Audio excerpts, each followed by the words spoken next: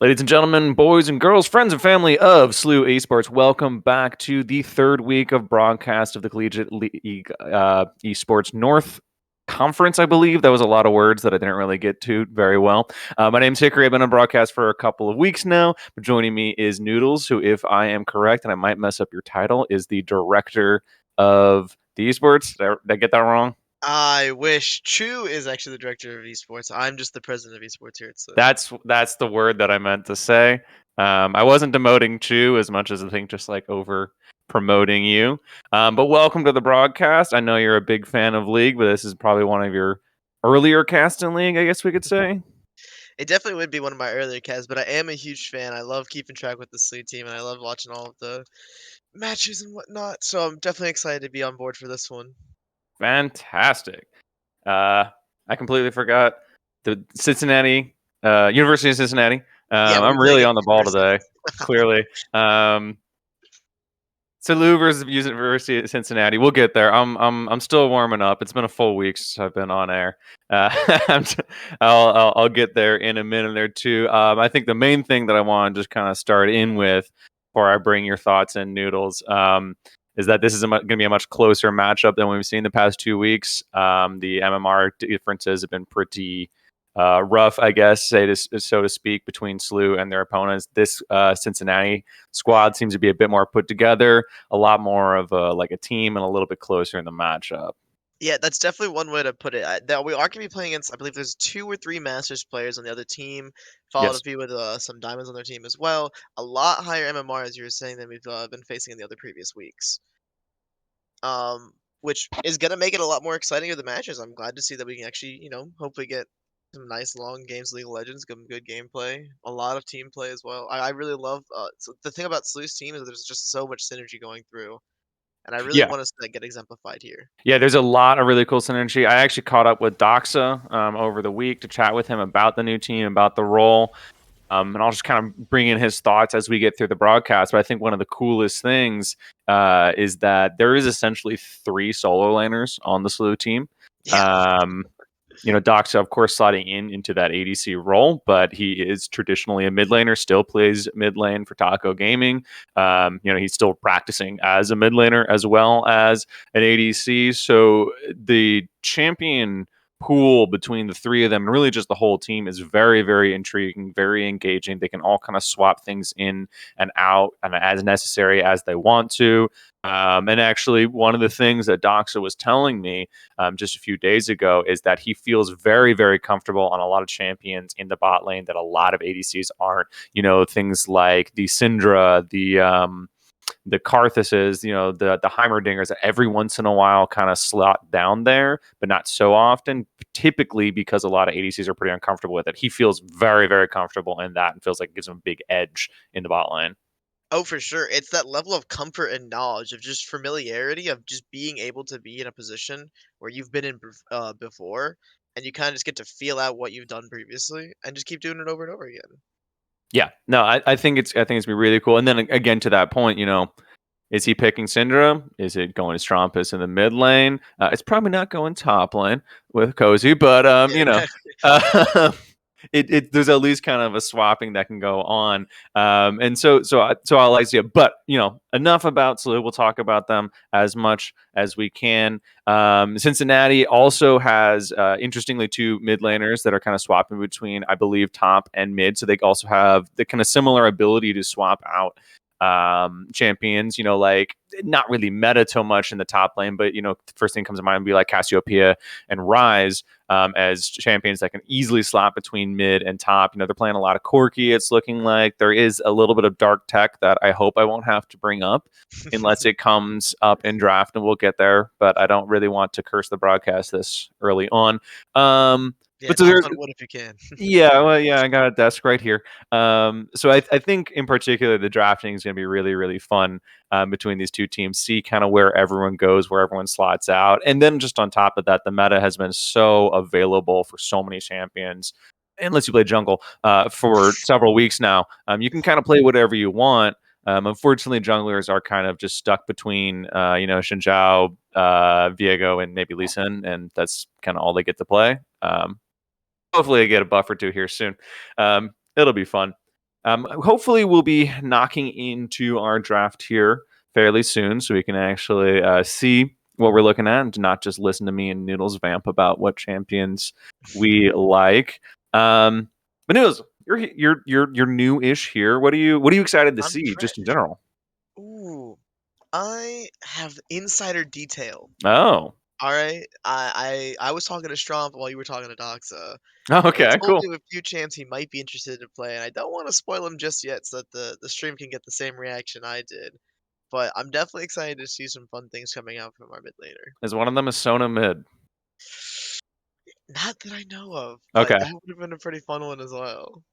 That was just my first guess. Sona mid's this kind of new fun little pick that a few people have pulled out, and I just wonder if Strampus would be on the line. It's very, very niche. It only works in like a few situations, so I wouldn't blame him if it's not something he's just like rolling with. But it would be super fun. Okay, he's in chat. He knows that I'm talking about his champion pool. It'll be fun. I see a few things in his matches. They could be a bit of a fake, could be something. We'll have to see. I really like draft. I know that's kind of a an easy pick, but I always find it really really fun because it's really just like a time that you get to kind of play with a lot of things. Um, that was the end of that sentence. I didn't really have anything else for that. That's all it was. It's a beautiful snowy day here in St. Louis, so I'm really like warm and my brain isn't frozen and That sounds I'm like able to. someone who didn't have to drive through it. Oh God, no! I sat there for 2 straight days and then shoveled snow for another 2 straight days, and that's Oh, about all I've done. goodness. I spent 45 minutes of my day yesterday digging out somebody's car. Yeah, that's about where I was. I had the wife even helping me. It was so bad, and it took us an hour just to get my car out, and hers is still stuck. I think she's just gonna use mine now. She's gonna go Aw. get sushi without me. But I'm here because I'm dedicated to Slew Esports. I am not eating sushi because I am on the broadcast of Hey, we can my. get sushi afterwards. I'll join you. I'll come Okay, pick that you up. actually I'll drive. sounds You really still don't good. have to drive. I got you. So I might not have my car back then, so I probably need the ride. She takes her car keys with her too every time, so I'm just kind of stuck. Do you have a favorite sushi place? Cafe Mochi. Ooh, where's that It's on at? Grand, Mm, like South Grand, just like right by the park. I think it's the best place in town. It's so good. What is yours? I'm actually not a huge sushi person, but I think I've heard only great things from. Man, there's a few places that Chu likes going to, and I know I a wouldn't few of the trust other him. esports guys go to Sushi AI. I know Oh, I've that. heard of that But before. Maybe I've been there. I don't know, but I don't. Maybe it's just me personally. But choose taste. I'm not sure. Is a trendsetter, so to speak. You know, talk with the guy quite a few times. I follow him on Twitter. There's a lot of ratios coming out of his mid laner, which is not really a good sign. When one of your players can just like ratio every single tweet you've ever made, hey, it worries me. tweet out. Oh, we're getting onto the draft. Enough about sushi. Yeah, no, I really needed that. That this was desperate need of the draft starting. Hey, I'm sure the people would love to hear about Chu's taste of sushi. Oh, I could talk all day. Don't worry. We'll see what the first man or two is when we get it going. I think we're not exactly ready for the draft. We're just kind of moving our way there. That our production is literally just trolling me. Yeah, Um, I think that Chu heard us making fun of him, so he decided to start messing with yeah, I us. wonder if that was a hey, we need to talk about video games instead of sushi. So That's quite all right. nothing. I mean, we can talk a little bit about that screen. For those of you guys who are returning from our previous viewers, you might have noticed that our coaches are going to be Zaga and Miko. Yes. Zaga being the previous jungler of our team, a fan favorite from Sioux students all around, I know that for sure. But he is still here to stay, but he's just going to be on the sidelines commentating it out, coaching it out. Yeah, he's going to be coaching with Miko, who I actually was able to catch up with a couple weeks ago as well. Speaking about drafting style, I was talking to him about how he works with the players, how they kind of pick out band picks and things like that, and it's what we often like to see, where it's kind of like a back and forth. Miko kind of says something, Zaya kind of says something, like, what about this pick here at this time? And the players, the kind of depending on who is involved, says, oh, I like that, but maybe not this, maybe that. And then they kind of work things through and come up with a good decision. The overlay might be busted because we are in the more traditional draft, but as just kind of a quick catch up, it looks like an Akshan and Volibear and Caitlyn out of the side of Slew bands and the Kali band, which we're probably never going to see a Kali go through for Cozy, for real. Jin Xiao, and then a Karma, which is a bit of an interesting band for the final one from Cincinnati. Yeah, I mean, I'm not too. I mean, the Akali definitely didn't want to go through the Xin Zhao as well. You're talking about how prevalent Xin Zhao is in the jungle for the meta right now.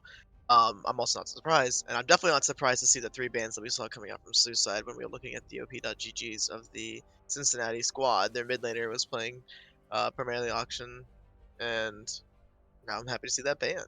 But yeah.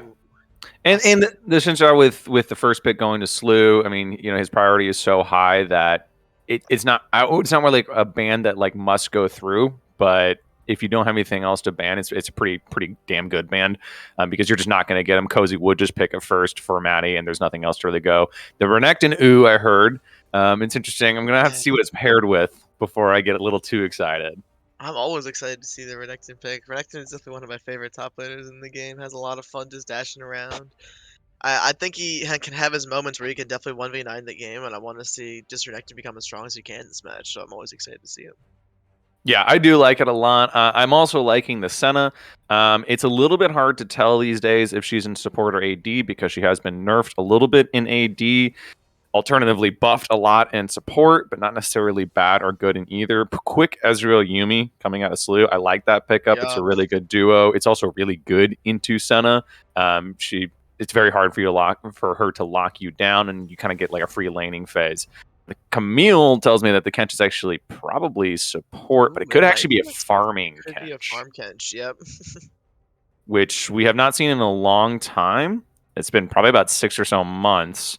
But with the buff to Senna support, or what we often call fasting Senna, I wouldn't hate it. I also really wouldn't love it as your first two, just kind of like giving away the cards that early. Yeah, and I'm interested to see the next 2 bands coming out here from Slew. Nidalee is a really good band with the Renekton. The W into Spear as the kind of classic combo between the two at the level 3-4 kind of mark. It's an easy dive or even just lane kill. So that kind of makes sense. But the Slew bands, it's probably going to be a few target bands, I feel like.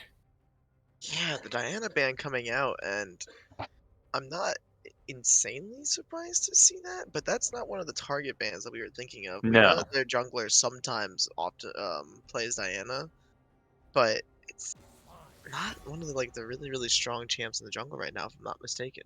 She is okay. She's definitely a decent AP pick, especially without a Nidalee, but yeah, definitely not like a priority by any means. Pretty easy to slot in, just like a control made in the mid to get your AP priority going. It's an interesting band. Victor and Rise make a lot more sense in bands. Kind of tells me that someone's looking for a Corki here. Silas being pretty interesting. Without the Victor, a Corki just goes, super high in priority. This is something that I've seen on OPGG before, but I've not seen it competitive for a very long time. Now, here is the pick that I believe Stromp wanted to play. This is the Ahri that he was talking about to me earlier that I didn't want to spoil for you guys before. He was telling me all he wanted to do was pick Ahri mid. That's all he wanted for these games. And here he has it. So yeah, so far so good. Comfortable with that. I personally don't know how Ahri goes into Silas. I mean, I've not seen her competitively for, legitimately like 4 or 5 years. So I have no idea how this matchup works. I can't imagine it's too horrible of a matchup because of just how, I would say, I don't want to say unimpactful Ahri's ultimate is, but not like, it's not a Camille ultimate or a Yumi ultimate or a Vigo ultimate. So I can see it being a fine matchup, but I do feel like if Silas gets on top of the Ahri, it can be kind of done and dusted. The Viego as the kind of primary, that was a number 2 with the Xin Zhao gone. Oh, that's really interesting. A Vex.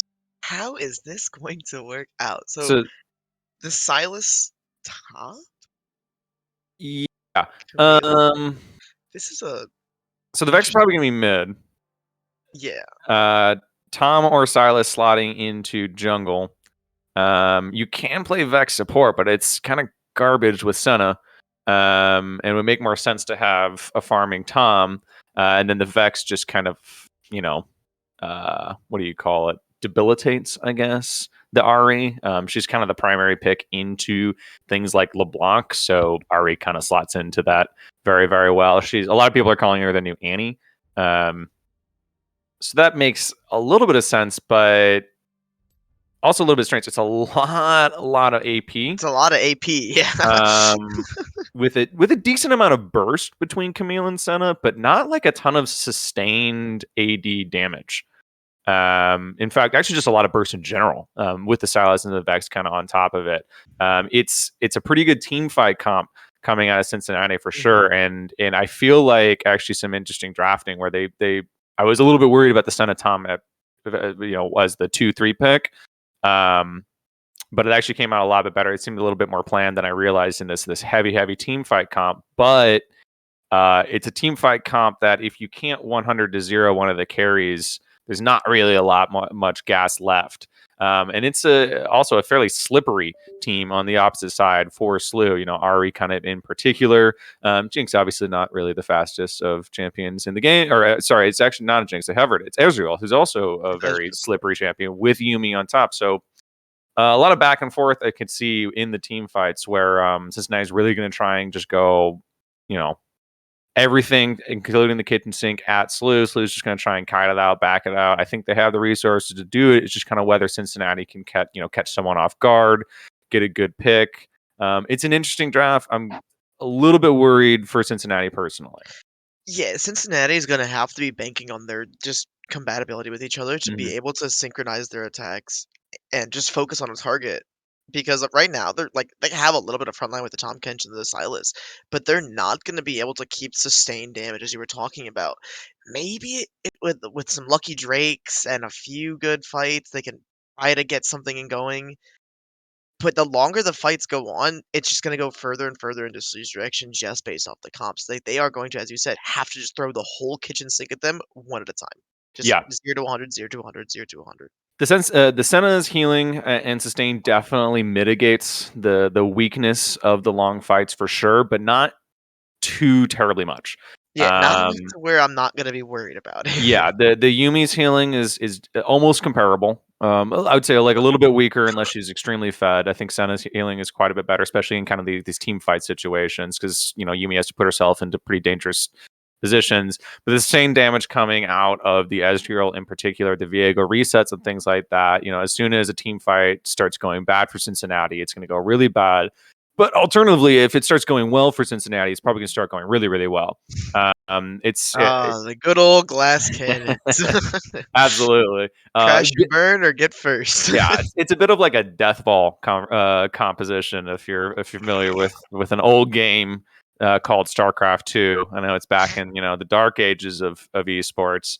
But Not the dark ages of esports. well, I'm old, okay. I'm what the kids call a boomer these days. I do like the roaming ability out of Cincinnati. A lot of like semi globals, between the Vex Ultimate and the Tom Kench Ultimate. Just the speed of Silas and the speed of Camille that can really get across the map really rapidly. Obviously, the global out of Senna that they can affect all three lanes more or less simultaneously, very, very fast. So I think Slew's going to have to really watch out in the early game. Things can go awry very, very rapidly. But I think after that, it really does just kind of become like a bit of a scaling game and then also just an execution game. And I will say, not even just like as a biased caster by any means. When it comes to scaling and when it comes to like skill matchups, I typically just favor the more mechanically skilled team. Yeah, I mean, I can't disagree with you there. It's just better player wins at that, like when you're breaking it down to that. But let's go ahead and get right started into the match. Hopefully, we are going to be able to see the Slew players being able to evade a lot of the executions going on from the side of Cincinnati. But Hardy, Yumi, and Strop just kind of pushing Vex back.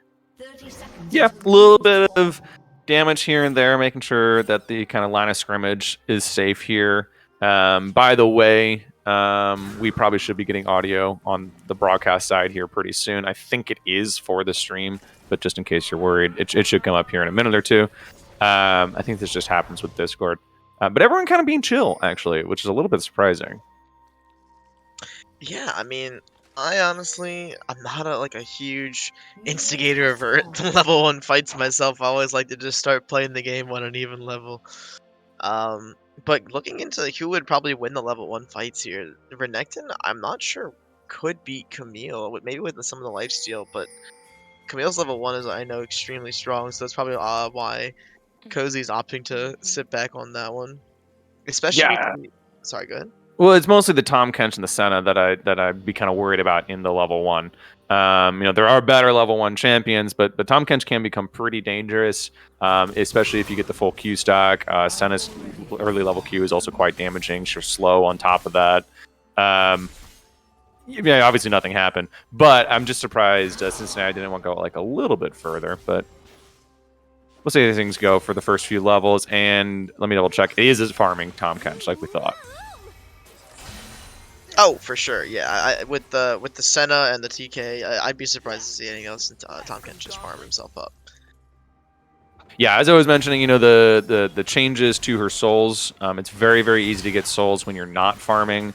Also stacking them up, which actually, by the way, broadcast, every once in a while I might ask you to just kind of see where she is. Probably not going to matter too much the first 15, 20 minutes of the game, but just in general, it is quite a bit faster, so I'm interested to see how fast it will go. Also, because we do know that Doxa is very aggressive. Oh. Yeah. Very ADC. aggressive is an understatement to say the least, as he's almost finding the first pick there, not even 3 minutes into the match. Yeah, and especially with 3 combat summoners, he's going to be extremely aggressive on this Ezreal with the Exhaust and the Ignite. We'll probably see a lot of action in the bot lane. We typically do. We do see an invade as well from Maddie and Strumpus. Really good flash there from Golden King, but not really much you can do after that. Maddie is going to be able to pick up the first blood after successfully getting the invasion there on the enemy jungle. And Cozy actually going to survive the tower dive as well top lane. Yeah, the Ignite was enough to tick off. Very, very intelligent of him to get out without trying to greed for a last auto attack. It would have become a trade kill, become a little bit problematic, and maybe blowing the flash. So very, very good for him, but the TP does keep Duke Ted pretty much okay for the time being. Flash forward for Doxa, nice block. Yep. Tahm Kench doing exactly what he's supposed to do there, just being a little bit of a meat shield for him. But he was able to get out. Let's see, the heal is out, but not the flash from the Senna. So Senna still being able to flash here might be a little bit of an issue for Doxa. And then, oh my goodness, Golden King coming in, maybe going to pick it to pick. T-Sim actually getting a pick onto the Tahm Kench, and now they've turned the tables on him. Yeah, this should be a double kill here for Doxa, unless actually T-Sim did pick up that kill, probably with his Ignite, but they get the flash out of Hazy, the Tahm Kench. It didn't drop Ignite, which probably was the issue there, actually. There was so much healing coming out of T-Sim, and the gank here, that's really the nail in the coffin for Duke Ted with the Ignite down, or the TP. Yeah, already going to be a 2 kill lead going into Renekton for Cozy up at the top lane. Especially with both some spells off of the Camille, he's going to have to walk this one all the way back, losing the cannon wave, and also going to be going further in behind in farm as well. It's not going to fully freeze there for Cozy, so not the worst situation, not the best situation. Probably would have liked to see him push it out a little bit faster because the cannon will be there for Duke Ted. But he's going to have a big experience lead, probably a good reset here. So it's obviously getting a gank is not bad. I just like to see a little bit more, especially since Ted's just kind of chill. And actually, the cannon did die. Yeah, I was like, that's got 1 health. I don't know if it's gonna be the healthiest cannon, but right now, mid laner walking. Oh, excuse me, not mid laner. Jungling Silas. I get confused that Silas was still not in the mid lane there. Almost gonna be able to get that pick onto Cozy, but not quite gonna be the successful gank he needed here to get that shutdown gold. He was probably looking for the flash there, because Cozy's been able to save it in both his solo dive and the gank. Trying just to relieve some pressure there from Duke, or for Duke rather. I don't actually have any issue with pressure ganks. I don't think that you really need to get a summoner, get a kill every single time. Just relieving the pressure, just allowing the wave to bounce or just not be frozen is a really big thing for a top laner, and he gets a kill off of it for pretty much literally just the gank that Golden King did. Yeah, but now we have here Maddie actually stealing some of the wolves. And he is going to be able to take him right before Golden King walks up to see his own jungle getting stolen. Stromp is coming up for the support, going to be able to get the charm onto them. And this looks like it is going to be a pick onto Golden King for Strumpus. A beautiful fight for the two of them. Couple missed abilities there from Strumpus, but the level difference becomes pretty oppressive when you have an AP mid laner, an AP assassin in particular, like Ari. Pretty easy kill for them, and honestly, just a little bit aggressive of Golden King. I think as soon as he saw Maddie having cleared the big wolf, there's not really much reason to be there anymore. Yeah, I mean the blue's not up, and neither was the Gromp, so there's not anything else on that side of the jungle that he needed. So he could have definitely opted to give it up right there. Yeah, the Gromp, might have been up, but he still has a timer on blue. You could probably assume that you're right. The Gromp would be down if the dude's on wolf. Like, why would I be here? It's all right. He will. Oh, he's actually in a bit of a trouble again, which is a little less all right than what I was about to say. And that's a fourth death already for the Sylas. So it's kind of a counter pick and a kind of a switch pick when they picked up the Vex. Yeah, I mean, right now, Sylas is just not getting any leeway because Maddie is completely oppressing and shutting down the opponent's jungle. He's being able to take down, like right there, I think he just sold blue after he got the pick on the Sylas as well. Like, there is just zero farm coming in for the Sylas.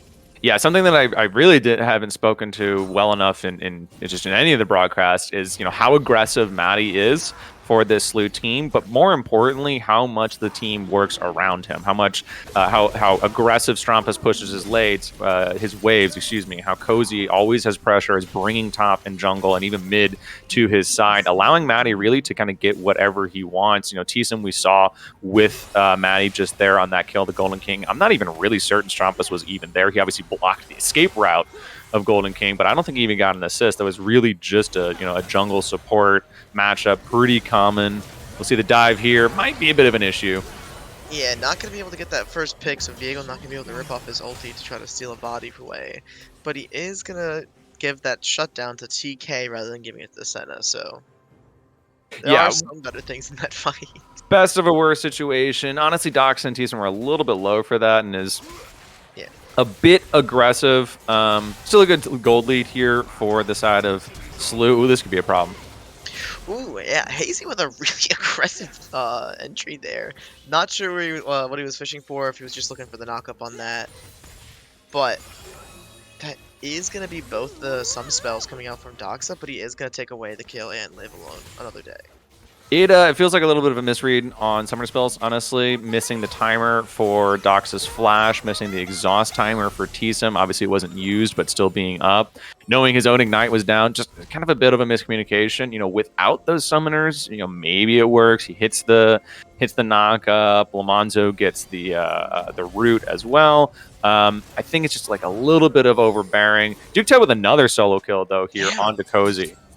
I was going to say, Golden King was actually coming up to support him in this fight, so it wouldn't have been a solo kill given the 2v1 there, but yeah, Cozy actually going to lose the solo fight there against the Camille. Looking into this, I believe he actually ulted him so he wasn't able to get away. I wasn't sure what the hell totals were beforehand, but it looks like he was just playing it out safe and sound as Camille should be.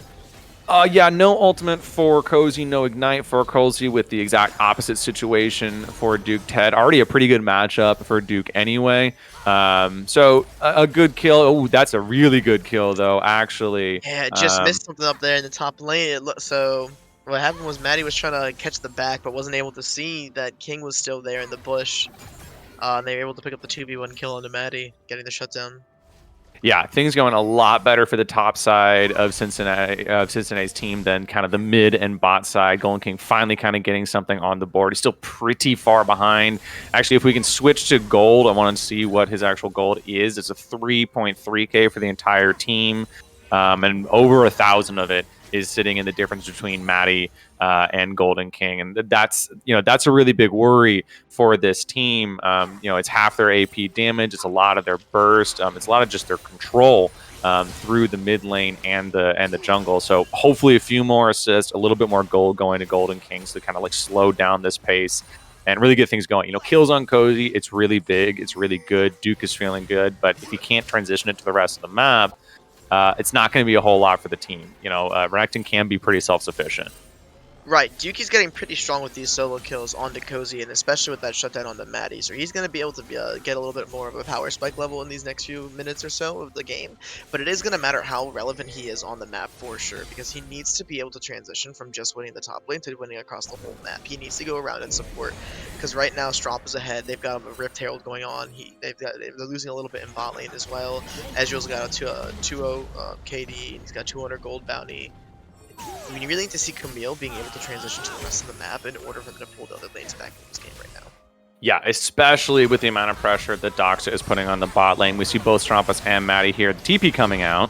Yeah, the TP coming out is definitely going to help. Double TP that's a problem. coming out as well. Yeah. Divine Thunder Camille already coming in through as well. That does become looks like a nice play out of UC, but that second TP I'm really not happy with. He doesn't even get an assist in there. It's really just kind of a waste.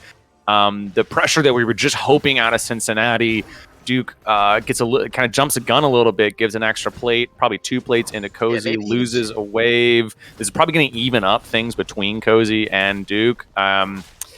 I don't like TP plays pre-14 with the new TP meta. I kind of understand Oasis's TP just to save his team, but that was a bit of a mistake.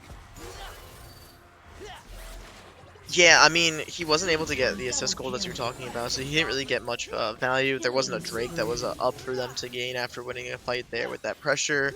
He gave up an extra plate, lost a wave. But he was able to get a solo pick onto Cozy after he overextended it in the lane.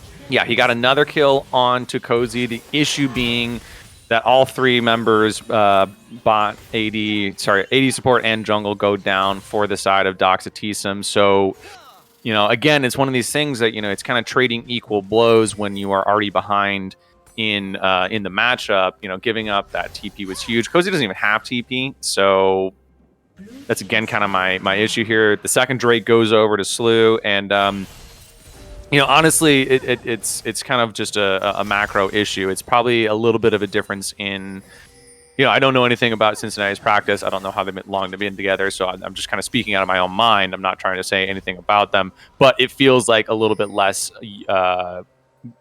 practice with the team, knowing who can go where and at what time and when to kind of rotate your damage, rotate your gold. Because it's going to hurt them. I mean, that it's one Drake for sure that they give up with that, maybe a second one. We'll see probably in about the 16-17 minute mark when it starts making sense whether Duke's TP was really that bad. Yeah, speaking of which, though, Duke in the top lane right now, going ahead trying to get this pick onto Cozy, but Maddie is here to support. Yeah, it's a bit of a bait here. The Vex ulti coming in through. Rest of the team coming through. Cincinnati has all their members here. Ezreal still in the bot lane, but throwing the ult up top to help support. The ult does hit. We'll see lots of flashes going out. They're probably going to get a couple kills here. Yeah, Strop is going over the wall to try to get out of that river as fast as he can. They were definitely outmatched and outnumbered there for certain. Becomes a 1 for 2 with, 3 flashes on the side of Cincinnati.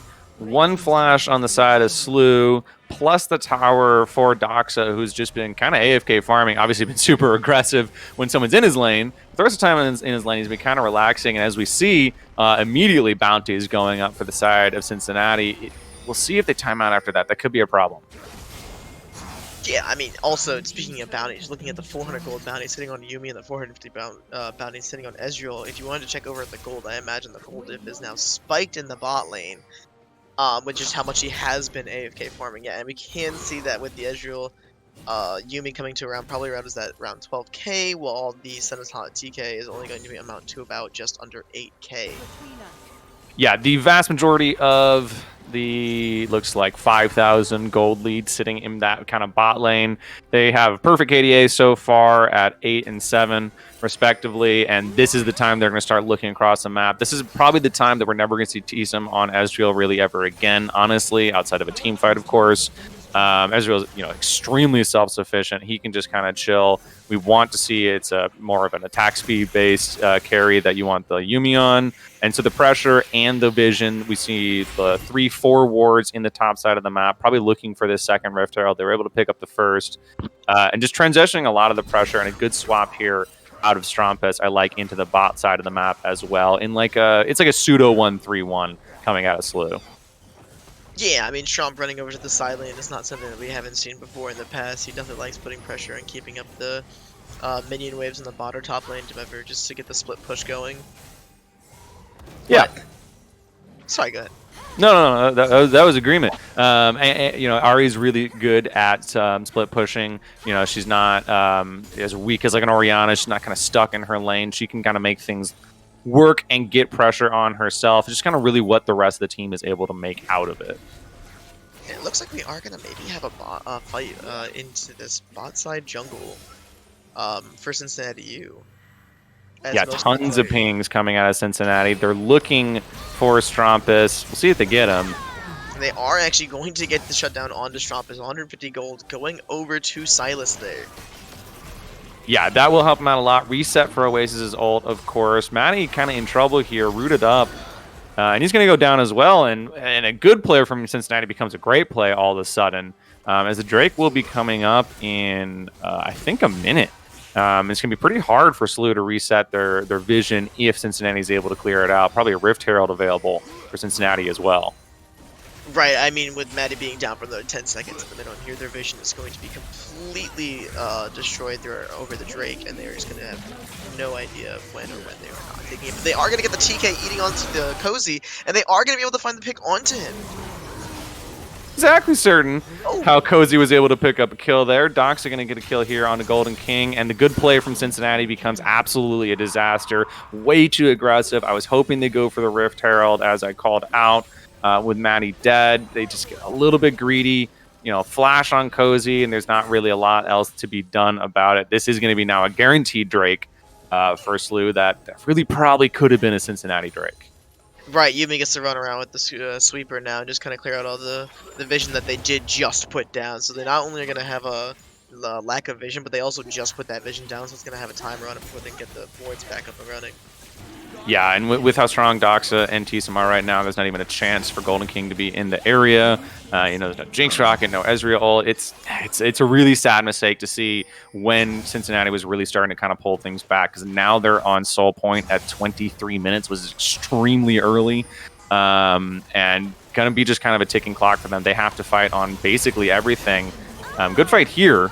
Yeah, they are going to be able to find this pick onto Stromp. They were able to basically, as we were saying earlier, 0 to 100 him by throwing everything that they had at him. Yeah, the game plan from day one kind of exemplified on Strumpus twice in a row. This will get them probably the Rift Herald, which is something that I really would like to see because, you know, as we saw with the last pick, you know, 450 gold, you know, there's just 700 gold shutdown. That's great, but it doesn't really get you more than 700 gold. It actually ends up becoming a gold negative with the 3 kills also going to Slew plus the Drake. So, you know, they're not going for the Rift Herald now because Cozy was able to push out the wave. Cozy really intelligent, knowing that while Strumpus was caught out, he needed to get some pressure on the top lane. We're going to see a fight here. For sure. I mean, neither one of them are willing to give up this Rift Herald without the fight here, for sure. Cincinnati definitely wanted to get it after they picked up that pick onto Stromp because they wanted to win the 4v5, but right now I'm not even sure if they're winning the 4v5 as TK is going down. Golden King, actually Cincinnati's all at half health. Diego is going to be able to pick up the body of TK. TK ulti going through, Yumi onto him. The damage not quite going to be enough, and they will be picking up the kill onto Golden King. So it's actually Tom Kench's basic ability now is his passage, which doesn't really make a lot of sense. I'm not loving the chase here from Slew. I think they're just a little bit angry, to be completely honest, with the free Rift Herald, with not enough time until Baron. They're just kind of getting a couple kills because they're a little bit mad. But the big issue coming out of there, Cincinnati, was a little bit of a disjoint, probably a communication issue here. Hazy goes in about 2 seconds before Duke Ted takes the teleport from the top of Baron's top of Baron Pit that goes to the bottom of the blue buff. They were trying to get a nice pincer move in here, a little bit disjointed, maybe just kind of a missing on how slow the teleport goes from Duke Ted. You know, Hazy kind of is dead before Duke Ted's even really in there, and then we just kind of see the wallets coming out of Doxa getting, you know, a good 20 to 30% on every single member just with his ultimate, and it just kind of goes downhill from there. Yeah, I mean, Doxa definitely just about halfway through that fight, just half the health bars of the entire enemy team. So it really had them to just force them to back off a little bit, and Sue was able to continue that chase and continue that pressure to make sure they could win that fight overall. Yeah, I'd like to have seen the Rift Herald, but it's all right. Drake in 215, probably a little bit early to see a Baron. I think Slew probably has the damage, but just a little bit early with probably the turn. Cincinnati has really good burst potential. I don't think there's really much reason to push it, so we're probably gonna be chilling a little bit for the next minute or two. Yeah, I want to see Cincinnati try to capitalize on the side laning that Strumpus is doing here, because they were able to pick up these picks before, and they need to continue to get them as well, because it not only stops him from getting that farm and pushing in those waves, but also gets them a little bit closer to catching up in the gold. Yeah, and shutting down Strumpus as like I guess the primary split pusher because Cozy's being a little bit more protective of Doxa in the past few minutes is pretty important. You know that the reason that Cincinnati wasn't able to get the Rift Herald on the second time and it turned into that big fat fight is just because Cozy was just pushing the wave top lane. You know, he doesn't have TP, so he doesn't really have a lot else to do. But it's just an intelligent use of his time that Strumpus has become picked and might again. Right, and here you see they were able to pin down Chomps to get the pick, but actually all of our Slew teams was hovering top lane. They're going to be able to get a trade on the Vex for this. Yeah, Slew kind of getting a little bit wiser to the play here, understanding that Strumpus is in danger. It's still a lot of damage coming out of Cincinnati. There's the ultimate from Hazy, is the eat now, which is so just disappointing. I really hate the rework. I think it's just so sad and unfortunate. But that's a lot of ultimates coming out of Cincinnati with about 50 on the Drake, and they have much slower ultimates than the Ezreal ultimate, the Yuumi ultimate, which isn't even super effectual outside of kind of a big 5v5, and it probably will be up. So it's just a reset here from both teams. The slowing down that I was hoping for didn't really happen by any means, but good call out there from you on trying to shut down Strumpus. At the third time now he's been caught out. I hope he gets a little bit more respectful. He's slippery, but Oasis's range is pretty massive. I mean, it's probably double a Caitlyn Q. I don't know the exact range. I don't know the exact range on it either, but I usually just imagine it can hit me. Yeah. Oh, typically. It's also very, very fast, I think, is the thing that a lot of people don't understand. Speaking of fast death for Coach Shroud might be coming in. Oh, Cozy actually going to be able to survive this fight. They are going to be able to find the pick onto Duke. What a reversal from this. They weren't able to 0 to 100 him, and there you have it. The fight went on for a little bit longer than just the 0-100 pick, and Slew was able to capitalize on the lack of burst that was there. Yeah, it becomes a really big problem here. Tsum really the hero of that fight, showing his prowess in the healing. He does have 2 completed items at this point. Lots of AP coming out of him, and exactly what I was worried about, just as you called out. If Cozy doesn't go down there's not really anything left for Cincinnati. As called out, they'd use all their ultimates. They're still on cooldown, except for, I guess, Oasis's ultimate. There's not really a lot they could do. So unfortunately, it's going to become pretty disastrous here. Definitely a mid inhib. Maybe a bot, probably not with the respawns, but obviously, of course, the Dragon Soul on top. And this is a very, very dangerous Dragon Soul. Yeah, I mean, Maddie can solo the Drake down there by himself with plenty of time, and now that is going to be the Hextech Soul going straight to Slew's team with 0 Drakes on the Cincinnati side to answer that. Yeah, and a pretty good early game out of Cincinnati is becoming a very problematic mid game, and this isn't something super uncommon with these I guess lower high tier teams, the kind of like Diamond Master and maybe GM teams, is that they have the mechanics and typically the laning phase not to just get run over. Strumpus isn't going to be 10-0, although Doxa is, but that's neither here nor there. But it does become a communication issue. It becomes a practice issue. It becomes an understanding of the map and how to rotate and how to get things out of what you've been given.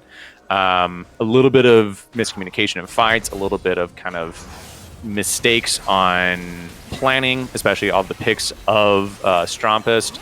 So what was looking good is what I'm trying to say is now about a 12,000 gold differential and becomes pretty problematic and maybe not playable. Yeah, I mean, when you got an Ezreal that's sitting at 11-0, I was about to say 10-0, but excuse me, 11-0. That gold drift and the power scaling is just going to get a lot faster. Excuse me, it's going to snowball out of hand for Doxa here, because Doxa's just going to be able to start melting through everybody just in his path. Yeah, Doxa can essentially attack with impunity at this point. He has the Dragon Soul. He has a 3, essentially full build on Ezreal in the current meta. The last fight on the Drake really just kind of put the nail in the coffin. As I said, the mid game kind of going badly there for Cincinnati, just with a few just kind of map decisions. Even looking with good picks, they might kind of clean things up here. We'll have to see. And they're not even going to be able to get the pick onto Maddie, and Maddie's going to be able to use his ulti, take over the Camille body. God, they actually ended up catching Maddie, excuse me. Yeah, the damage out of Doxa, the healing out of Tsum, this bot lane that had just been dominating really from the level 2 kind of all in. Of course, it didn't get a kill there, but the kills were coming pretty soon after for Doxa and Tsum. As I've mentioned, this is an extremely aggressive bot lane. It's essentially an assassin player that's playing ADC. So, he really wants to go in. Tsum's all about it. He is definitely there to back up his new ADC. Speaking of, as I said, I was able to talk with Doxa about playing in Slew, about switching over to ADC, and so far he's really happy about it. He told me how working with Tsum has been great. Tsum kind of helping him with the communication, getting him through the lane, kind of allowing him to kind of show himself. Clearly Tsum is willing to back him up, be aggressive, show that they're a good duo. And so I'm really, really glad that he's slotting in so far and happy with his position. And I also am glad that the synergy with Tsum is building up really well. Yeah, I mean, even outside of the bot lane duo, Tishan was healing it. He was like just synergizing with all of the champions across the map. I mean, even the last soul fight that we were talking about before there, he was able to save Cozy in such a critical moment where they just needed that tank just for a few more seconds, and then Yep. just led them to winning the fight, taking the soul point, and eventually taking the game. Yeah, the few more seconds becomes a really big deal. It's an extra rotation, it's an extra ability, it's an extra wasted ultimate, extra wasted ignite. However that kind of shapes out. Tsum just keeping anyone really alive. I mean, of course it was Cozy at that point, but anyone soaking the damage at that point for just a few more seconds. And it really just all the gas comes out of Cincinnati. Of course, the gold lead was pretty massive at that point, so it becomes easier on Tsum, but that's not to say he still has to do his job. He still has to make sure that his teammate isn't going down. You still have to perform, of course. You can't just say that it's going to be all good because you're full build. If you don't click buttons, nothing really happens. He's just watching the items collect Yeah, dust in his inventory. yeah, exactly. But I am very happy to really I don't want to say finally, but finally see a matchup where both teams are able to work on their win condition, look for what they're trying to get what they're trying to get, and then actually see how things kind of roll out. Because the past 2 matches that we've seen, they've been quite stomps. Really just coming out of the laning phase has been a problem for a lot of these teams, and that's fine. A lot of these people play for fun. A lot of them just kind of play, just as like a hobby and things like that. Not a lot of teams are like Slew. I can only think of honestly 5 or 6, honestly maybe 7, that are really kind of at this level of people trying to go amateur, trying to go academy and things like that. There's not a lot of players in collegiate that can do that. Weirdly enough, they're all in the North bracket and all from Missouri, but whatever. Pretty cool So I understand that it's very, very hard, but I think it's a very, very valiant and admirable map from Cincinnati, and really could have easily been a pickup for them. It could have been easily a first defeat for Slew. So I think, again, in the second match, they'll have just as many opportunities in order to pick up a win. I think the draft was okay. I think the laning phase was all right. I think Maddie's aggression might have been a little bit unexpected, honestly, from the side of Cincinnati. I don't think we're actually in draft. I think it's just the overlay being a little bit wonky. That's why I'm kind of losing my words here. I think there was just a little bit of unexpected aggression out of Maddie. Maddie is just incredibly aggressive, really intense jungler. So it's, not surprising for me, but, maybe playing against him the first time, it's a little bit hard. And so that's why the pressure on the top side of the map, that Duke Ted was just straight up 1v1 killing Cozy.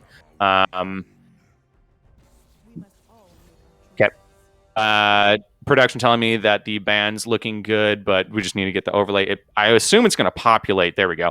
And kind of fix itself as we go. Again, Akali is permaban versus Cozy, and also she's just really good on this this patch. I like the Yumi ban. I like the Karma ban. Again, the Ukshin, we can talk about that later. The Caitlyn and the Volibear coming out of Slew. We know Golden King is a big Volibear player. Yeah, that was back in his OPGG, but I really like what you were saying about Maddie there, when he was just getting aggressive and getting a lot of those things, because they really, very simply put, just let Maddie get out of hand very Mm-hmm. quickly. He was like 3-0 in the first 8 minutes of the game. Like I may, if not, it was 4-0 by that point. He was very powerful. Started snowballing out fast. He had 3 items by the time they had two. He was just getting further and further ahead, and they were not able to just put the brakes on him. Yeah, they were eventually able to reel him in slightly, but the issue with playing behind is that trading equally is actually a negative. You never want to trade, but really you never want to trade equally just in any position unless you are equal, whether you're the leading team or the behind team. But the behind team really struggling when they trade equally. The team that's 10,000 gold ahead does start to struggle if they keep trading like that. But one or two deaths on Matty when he was, I think, 1,500 or like 2,000 gold ahead of his opponent, that just kind of becomes a whoops. I didn't click ultimate. I didn't click flash. It's totally fine. We see Jin Zhao on him this time, which was banned away in the first match. It's really, as I kind of mentioned, the premier pick right now. Super, super aggressive. Really, really good at 1v1s. Definitely a Matty kind of pick anyway. Not a big fan of Kane. We'll get there later. I do love the Jinx and I do love the Jin though. Hey, Kane's a fun champ. I do appreciate the complexity behind the character with the different forms and whatnot. It's always good to just, as someone who doesn't like play League as competitively myself, I love just picking Kane and always trying to figure out which Kane I want to go in every match. It's always just a good addition to the game for me. Just go red Kane. Just always go red Kane. Amumu is an interesting pick. Let me check if that is a common pick coming out of Golden King. Not really, actually. In fact, I don't see him having played it at all this season. But I do see a Mumu actually being played by Hazy. Oh, interesting. So that's where this pick gets a bit interesting. Hazy Yeah. being the Tom Kench player from last game that you saw in the support before. Yes, he does actually have a couple of games, couple of wins Couple on wins for Amumu this sure. season. I'm not the biggest fan of it for Jin in particular. We're gonna have to kind of see how it works. There's a lot of lockdown potential on a Jinx Lulu, of course, and I wonder if it's just kind of a targeted picking, and maybe it's been working out for him versus the Jinx. Catching up with the bans, the Gwen gone, the Rise gone, the Renekton and the Vex gone. A little bit of swapping target bans, a little bit of getting rid of what we did and didn't like from the previous match. It's Slew, actually, who is banning the Renekton, interestingly enough. Yeah, I mean, there's a little bit of Renekton experience coming out um, from Duke in his previous matches before, so I'm not gonna be surprised to see that that was getting banned. It's probably just they wanted to take it away from them last round, and now they don't have that pick this time around. They're just gonna ban it.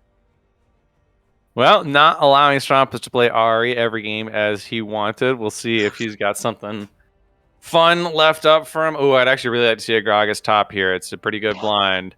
Not going to lie. We'll just have to see what he's going for. We're also going to have to blind the pick in mid as well, as they're hovering it. And Cassio, interestingly enough, coming out. I've not seen her too much this season. I think I've seen one game, but I might Yeah, be making that up. Casio is definitely a safer pick here as well. Getting able to get to that scalar point in the late game, she's gonna just be able to start melting people down, especially with a Red Cane and a Mumu being two pretty relatively hard to kill characters already. I like that simple Ornn out of Cozy. It's a nice blind pick. A tank is pretty useful here. Obviously, Matty does become very, very tanky at the 2 item mark with his ultimate. But it's not really a bad idea anyway, just to have the extra one going. And then the Camille again out of Duke Ted. I think he has quite a few Camille games. So it's not too big of an issue. I'm glad that he didn't get the Dark Tech. It's interesting to see him play Camille and hovering the Fiora since he is a mid lane player, though.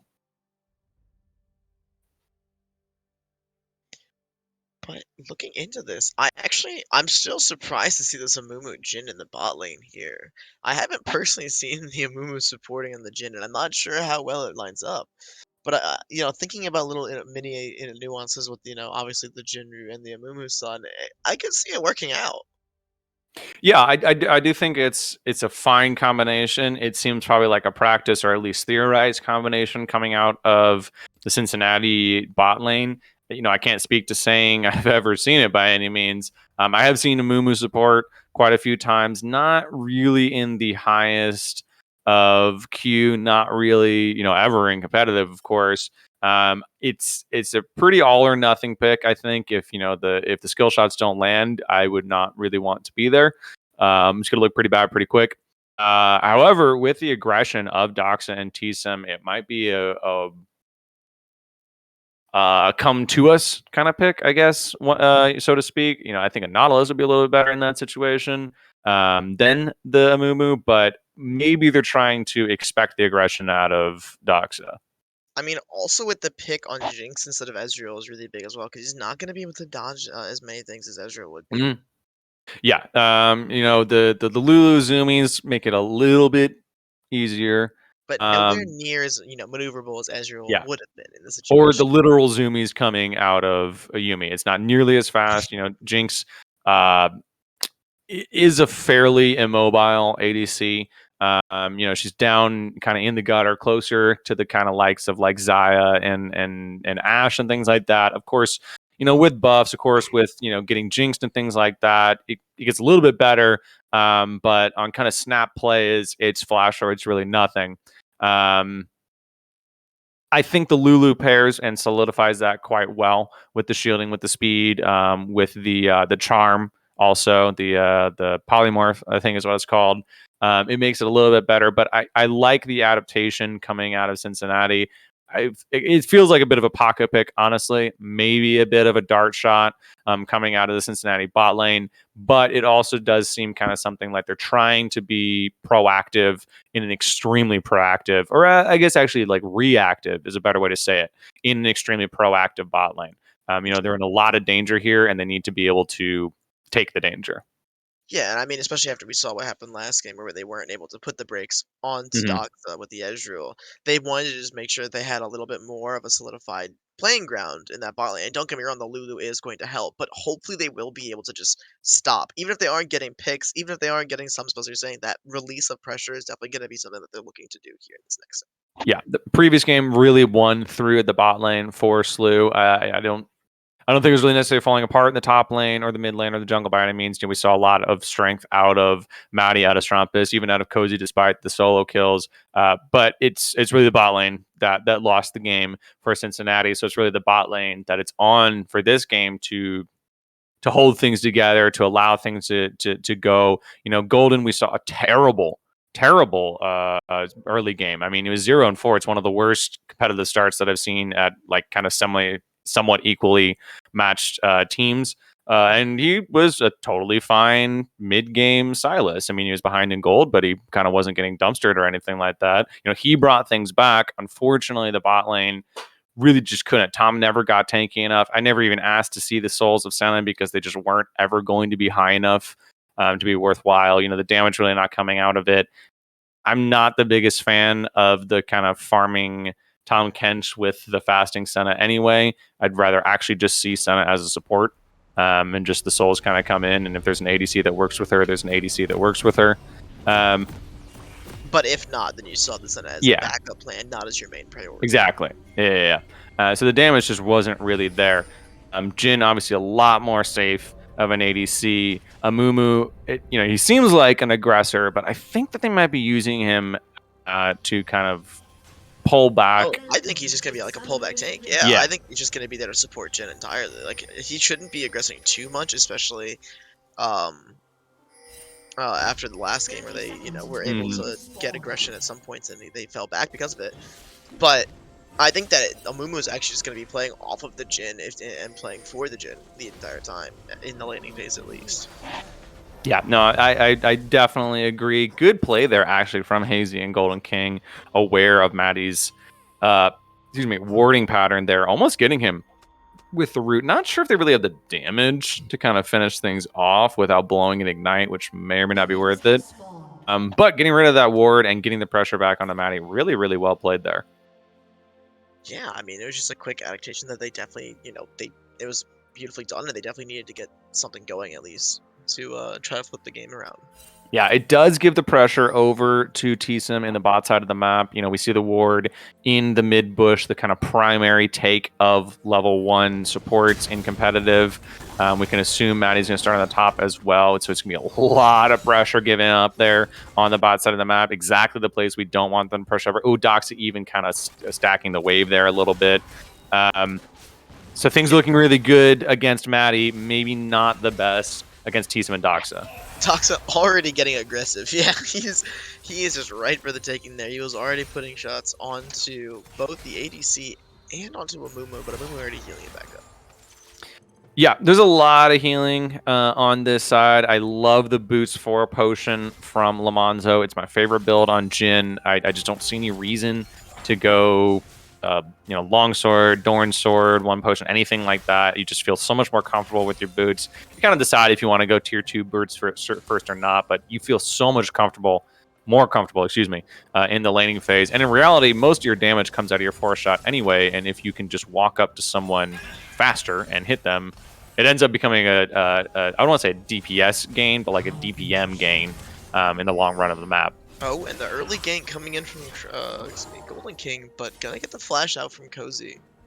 Yeah, no E just yet. Probably leveled the Q first, then the W as soon as he hit 2. Good timing there out of Golden King. Not exactly certain if the flash was warranted, but good respect from Cozy nonetheless. Yeah, I'd just be safe with sorry on that one. Burning the flash now, it's probably relevant enough to where you don't want to get the Kayn on his levels. Keeping away from that red Kayn, as well as just not giving him the first blood. Speaking of first blood, it's going to be fine in the bot lane. Doxa missed a cannon. No one saw that. I totally saw it. It's because he's not an ADC. Sag. But the pressure, as I mentioned, just from that level 1 invade, getting a little bit problematic here for the bot side of the map. A fight going down and just a huge wave kind of crashing and not a lot of it getting picked up with Maddie playing the super aggressive style that he has been showing in the past few matches. Yeah, and Maddie already stealing the blue buff from the Kayn here. Definitely capitalizing on that early gank that we saw up top, because Golden King dedicated his time to trying to get that pick rather than clearing his own jungle there. Yeah, good math skills out of the Slew esports jungler. He's been taking his collegiate math class. You saw 12 minions killed for the Golden King, knowing that it is probably a Raptor start into red, into Krugs, and there's nowhere else he could be except for not on his blue buff. And probably part of the reason that Cozy was so willing to give up his flash. There's nothing else he really needed to do other than just tell Maddie, hey, go take blue. Strompas able to push things out, get a solo kill, easy peasy, and things already off to the races for the kind of mid-bot side of the map for Slew. Yeah, and actually, first blood actually getting picked up by Cassio here. Didn't even get to see that too much. Oh, but Maddie going in onto Amumu, gonna get to that pick right there. Doxa gonna see if he can pick up the kill onto Lemonade. And they are... He's not burning enough. He is going to get the heal. Jhin is going to be able to walk away from that one. Yeah, we got the potions ticking. The flash over the chomper is really, really good. Particularly like that Maddie did not take the kill away from Doxa. No, there's no flash on Hazy, and there's no real reason that Maddie needs that kill so much onto Doxa. Whoop. Okay, that's fine. And so... Power dive, Luke can take him. Well played from the Slew jungler, knowing that he doesn't need so much gold. He's already so far ahead his opponent that he doesn't need any more gold. He needs to get his Jinx going. And a 2-0 start plus a huge CS lead and a 2-0 start for the mid lane as well. Looking pretty comfortable so far already. And kind of actually a different game. I wonder if there's a little bit lack of respect coming out of Slew in the previous match. There was quite a few kills, but it didn't look so good. Strompas actually walking away with 1 health there. A sliver of his health bar. The phase rush working out for him there. Well, Maddie just showing how strong Xin Zhao is. Easily able to 1v2. I don't know if he'll be able to grab this extra kill. Duke probably should be able to walk away. Oh, Wind Become Lightning. Quite. Yeah, Cozy actually using the Ornn ulti there to cut off the exit option, so Maddie was able to get the chase down there. Beautiful little synergy play from the two of them. They are going to be able to pick up the pick onto Camille. Yeah, big reason why we saw Xin Zhao banned in the previous match. A little bit surprised Golden King didn't want to pick it up. He is just such an incredibly strong... Oh, he got that cannon. There's such an incredibly strong jungler right now, especially in the hands of a player like Maddie, who always wants to go in, who always wants to be fighting. It's kind of a must ban, to the point that I'm actually starting to wonder if teams are starting to make mistakes with this permaban Akali, just kind of giving up 1/3 of your first half bans is a little bit worrisome to me. There's a lot of picks that are really bannable. Not just the Akali, and maybe you let Akali go over, pick a kind of tank in the top, or some sort of control in the top, and then prioritize a Xin Zhao or a Viego over Maddie and not allow him to get to this position every single game. Yeah, I mean, right now going on to T-Sum, are they going to be able to Maddie's going to try to get the support? Maybe he's no flashes. 2 picks here. Maddie is going to get that 3rd pick onto a Mumu, and they are going to pick up the kill on King before he's able to get anyone. It's good timing, good understanding of the flashes from Slew as well. Absolutely no flashes on that entire gank. I think Golden King had a good plan there, just read a little bit by Maddie, a little too easily, or possibly just right place at the right time. Maybe he's looking for his own gank, but no flashes makes it super aggressive. No ultimate also on Golden King, even extra aggressive. So maybe a bit of overzealousness coming out of the Cincinnati bot lane and jungle. And I also love the what's it called, the reset there coming out from the bot lane and Maddie as well, because Ahri was lurking in the bush there to try to get the pick if they tried to overextend onto that tower after that fight, but not going to be able to find anything because all of the Slew team members just safely backed off, said they will take what we got and just walk away. Yeah, really funny thing about ADC players and traditionally ADC players is that they're really willing to kind of int for a wave. Like they'll even say it in comms, particularly probably not like a stage LEC match, but like in scrims and things like that. I've heard this comment before as like I gotta die for this wave. Like literally, they'll just push the wave, die for it. Stompers is gonna die for the exact same reason, but because Dox is not as much of an ADC player, he just kind of chills and walks away and doesn't really care so much about his CS. Yeah, I mean, right now they're going to get that pick on the Stromp. They are going to get that shutdown going over to Kane, which is going to help him try to catch up to Maddie a little bit, but they are going to most likely going to have to give up this Rift Trail. Golden King looking like he is going to try to steal it, but I'm not sure how he's going to be able to get that. 3 of the Cincinnati players walking up into the river. The engage begins. Duke coming down from the top lane and trying to get the assist. Warren ulti coming through is going to get the knockup onto 2 of the players in Cincinnati. Got the Kane ulti coming through onto Ornn. Cozy is going to be falling down in that fight. All while Doxa is indeed farming in the bot lane. Yeah, he already saw the super mega death rocket, so he's got nothing else to give to that. A little bit of problem there for Lamonzo. Honestly, pretty egregious out of Slew to lose your mid laner that easily for honestly free, and then just instantly start up the Rift Herald, knowing exactly where Golden King, Duke, and Oasis is. A bit of that disrespect kind of coming out, kind of assuming that they can just kind of out mechanic it, and they really do kind of actually win the fight despite it being a 4v3, but a little bit aggressive, and I don't really think the best kind of decision making coming out of Slew. But at the end, they have a 4,500 gold lead, so things are just looking fine for them either way. Yeah, and they are going to be able to pick up this Rift here. Golden King going to be looking for the pick onto Stromp as well. And it looks like they should be able to get that. Another kill going into the pocket of Kane here.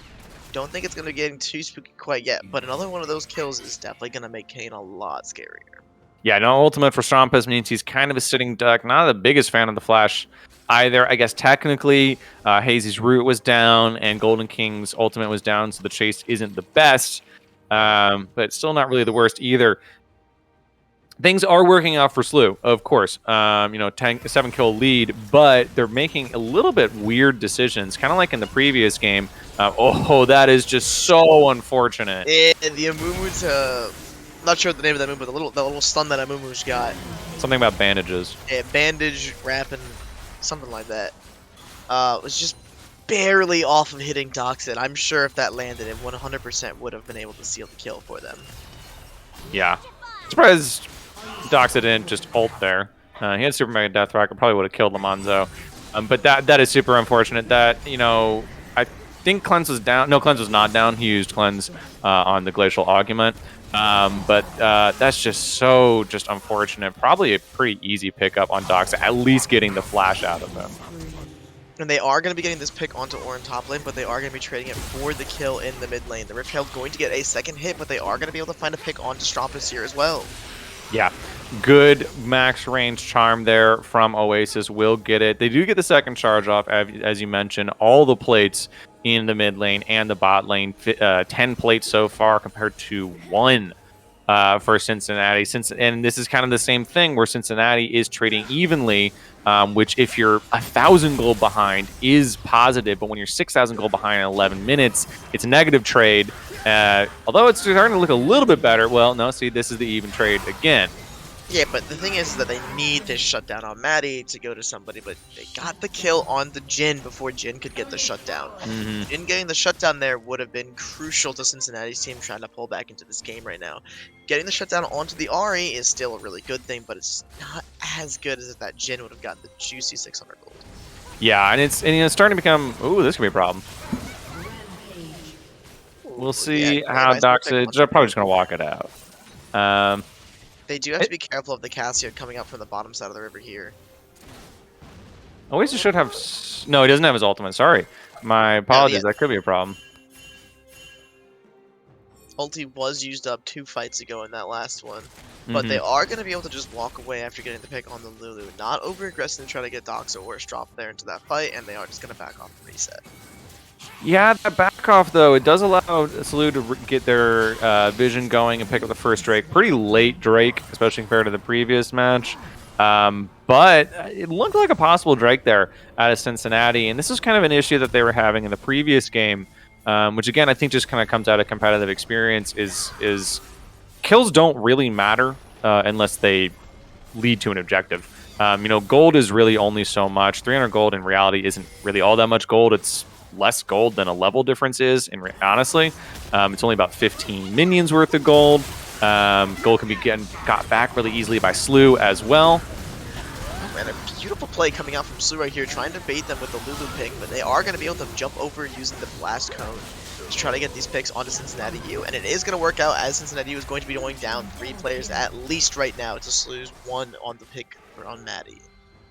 Yeah, and the lack of objective control, kind of what I'm worried about. Kills don't matter in many, many cases in competitive because you need to get Drakes, you need to get Rift Heralds, you need to be getting plates. I don't think Dox is going to be able to pick up any plates anymore in top, but he's probably going to be able to get most of this. He's going to be 1 play, it's really low.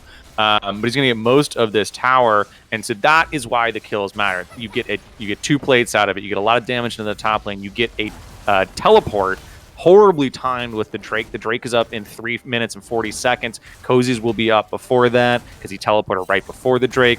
So the usefulness of the kills is significantly trading up for Slew, whereas Cincinnati is missing what they can and can't do with their kills, which I just think comes out of, you know, a little bit of just time playing. You know, they're probably going to get a kill here as well. We'll see what they can do with it. Yeah, a Mumu wandering in the jungle as well after Slew had just gained control of Cincinnati's topside jungle, taking that red, and I believe they also cleared Raptors. So it's a little weird and out of place to see a Mumu wandering by himself up there, but a learning experience for him, hopefully. Yeah, but again, you know, a kill is a kill. Nothing really is going to be out of that. Doxa was already on a reset, looking to go top lane anyway. Cozy just happened to be in the area. You know, they're probably going to get this tower no matter what. If Duke stays, he's just kind of griefing. So, like, I have a big issue with people just kind of going and chasing for kills, and I guess I'm a little soapboxing a little bit here, but a really great stop there. Wow, I did not know that interaction even worked. Maddie's ultimate knocking Duke out of his second. Yeah, I didn't even know that worked. No, so yeah, I play a little bit of Camille, or I used to, and there's a lot of things that can knock Camille out of that second hit of that wall bounce right there.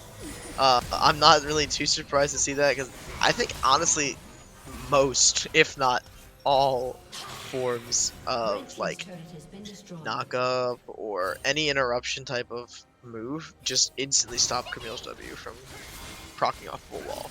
Yeah, that's really kind of sad. I have only played it like, you know, 10, 20 games of her, so I don't really know the interactions. But what it does mean, and again, the kind of griefing that I was worried about Duke kind of defending that tier 1 ends up being him griefing for tier 2, gives up tier 1, tier 2, and tier 3 with a perfect time to rotate into the mid lane, look for Golden King, set up vision, on the Drake for the next about minute and 30, and things kind of just really falling apart here from Cincinnati all of a sudden when they were going just so fine for so long until that Rift Herald fight that Slew was able to turn around. Yeah, I mean, Golden King kind of is getting collapsed on there, and Doxa just running it through, doing so much AD damage with how fast Jinx is attacking already. Yeah, 2 items already on Doxa at 16 minutes. It's a solid 4 minutes ahead of the typical pace. He's slightly down behind the perfect CS mark, but only by about 6 CS. He's got a 60 CS lead in general. The Vision, as I just mentioned, is going to be switching over to this blue quadrant. We're going to see T-Sim reset for Vision and wards. Fighting for the top lane, Duke Ted and Golden King fighting for the top lane becomes problematic for the bot side of the map for the Drakes. It's only the second Drake. It's only a Mountain Drake, but it's probably not worth giving things up for if you're Cincinnati. Yeah, I'm not sure how crucial this Drake is. I don't think it's going to be game defining at all by any means. I don't think Cincinnati should put their entire heart and soul and expend everything they have trying to get it. No, I'd be pretty surprised to see a Dragon Soul in this game anyway. Especially if Cincinnati fights for this and dies for this, there's definitely not going to be a Dragon Soul because they're going to be way too far behind at that point. So yeah, I'd rather them maybe sack it, go for the Rift Herald, at least go for Vision on the top side of the map. They don't know that Strumpus is soloing it right now because they're so focused on this second Drake that really just isn't that worthwhile, unfortunately. Maybe a pick here. Yeah, they gotta pick on the Doxa, that would be amazing, but Doxa is going to be able to get out of this somehow. Yeah, it looks like he's actually going to be starting up the Drake himself. Yeah, Wild Growth just a little bit too oppressive at this point. Full Shorelia is built for the side of T-Sim, about half of his second item as well. He himself also way ahead of the gold pack of the item pack. He probably should only just about be finishing his first item at this point, maybe getting that buy that he's on right now, or that he's been on for about a minute or two right now. And unfortunately, the thing that I really didn't want Cincinnati to do is exactly what they did. You can call it a catch curse if you will, but fighting for that Jake was really just kind of the way that they were going to lose this game. Yeah, I mean, the mid-hit inhib already falling, the T2 turret from bot lane already falling down to the Rift Herald that Casio is throwing down there now. You have Camille side pushing the top lane, but to what prevail are they going to get from that? Like, they're already getting raided from 2 lanes in their base. Camille pushing right now is not going to be, helping them out to stop the full-on assault that Slew is putting on. Yeah, Slew can easily end here. I would say the gold from the objective is good, but not if your team's going to lose the game for it. We'll see how it goes. Yeah, getting a knock-up on the Maddie. Maddie having to back off because he's getting down to half health. And Slew is actually opting to just start to walk away from this fight. At least to get a little bit of a mini reset. Not fully backing off quite yet, but just trying to get this top inhib maybe. Yeah, I don't think we're going to be able to do it. Cincinnati able to hold. It's a little bit early at this time, especially with Duke Ted being back. Actually, a little bit of a root there on Cozy Shroud. He does not get the ultimate because of it. Yeah, looks like they're going to be able to pick up a second kill onto Strumpus, and now Maddie's the only tank that's left up. Doxa has to either kite them all out, or he might just do it, but Maddie and Doxa looking like they're going to address the issue. Going in on the Ahri. Ahri is getting the pick in. Kane is going to be able to get a knock-up onto Lulu, but not getting the pill. Doxa getting shut down. Maddie starting to fight them all, but is going to eventually fall down to this. Are they going to be able to catch Lulu here? Most likely. And sadly, on this side of Cincinnati, there is not a Drake up for them to take. They're not going to be able to have time to take this Baron here, but they will be able to push back with their waves, farm up a little bit, just kind of get a good reset and a lot more gold into their pockets to hopefully get them. First time Slew has been ace the entire season. Well, there you have that. Shout out to Cincinnati for getting to the first ace onto Slew. However, it was just, again, a lot of that re-engagement coming in from Maddie and Doxa right there in that top lane. It just seemed like they wanted to 3v5 with the help of T-Sim, and they just weren't able to. Yeah, now it becomes a pretty interesting macro decision here. The gold coming into Lamonzo and a little bit of Oasis and Golden King from the mid and bot inhib becomes actually pretty problematic. There's a lot of gold they can get up. There's okay wave clearance. So the macro decision becomes, do we rush Baron? Which is exactly what they're looking for right now, because if they just sit back for the next 2 or 3 minutes until his Cloud Drake comes up, the amount of gold that Lamonzo is able to get is going to be pretty scary. The problem is that Cincinnati is not able to get here just yet and probably won't. So it's a good gamble, macro, I guess, gamble, you could say, from Slew. That's really going to put the nail in the coffin. But they kind of put themselves in a bad spot for really no reason by going for that top inhib. Yeah, I mean, getting this Baron pick is definitely gonna put the nail in the coffin, most likely for the rest of this game. But the top push did seem a little out of pocket or out of character for our players. They obviously wanted to get aggressive and try to get those picks there. But it was to no avail. Hopefully they'll be able to take these turrets and end the game with the Baron buff in their side now. Yep, the top wave and the mid wave looking really good, nice and stacked up and even with each other. Bot wave just kind of gone, but it's not really that big of an issue. I see the predictions flying on, oh, that's a lot of damage, and Twitch chat, and things are going the way of Slew. It looks so good with that ace, but if you look at the state of the game, there's 2 inhibs down, there's 8,000 gold behind, so many kills, so many Drakes, and a Baron good to go.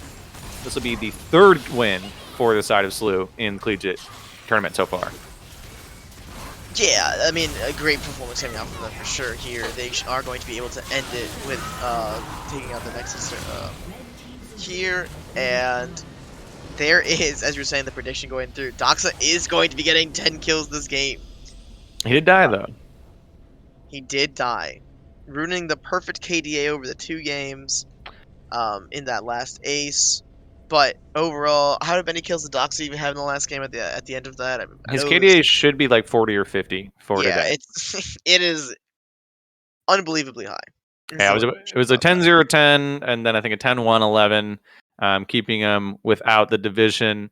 Sorry to Strumpus for not getting your Ari the second time. I could see a little bit of rage there as he just constantly solo killed the Ari in the beginning of the game. Things looked really good for Cincinnati again in the laning phase. There's a couple solo kills, a couple mistakes, and that just comes out of the difference in the just raw skill player to player, but not as much as we've seen. Really, the problem was, again, this mid-game decision making, this mid-game macro coming out of Cincinnati. They're not able to see more than 30 seconds a minute in advance. That pick off in the top lane really just snowballed the rest of the game. All 3 towers in the top lane go down, and then all the vision and the control is able to transfer into the blue buff, knowing exactly where the jungler was. They killed him one time, they just kept track of him, get the Drake, another unnecessary fight on the Drake, and things go from bad to worse as the mid and bot inhibitor go down.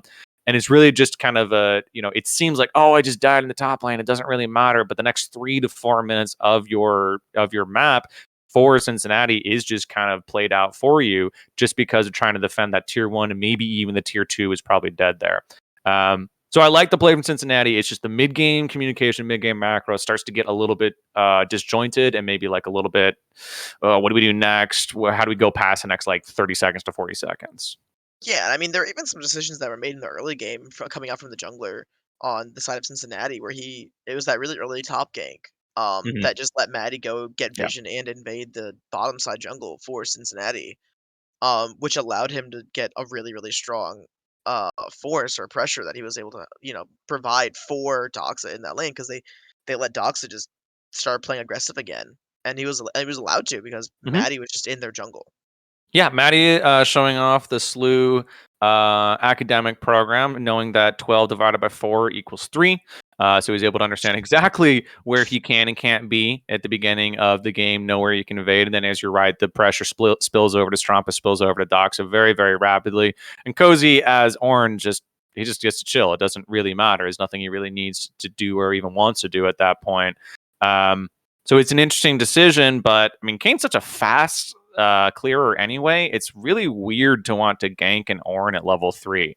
Yeah, I Things. mean, Go ahead.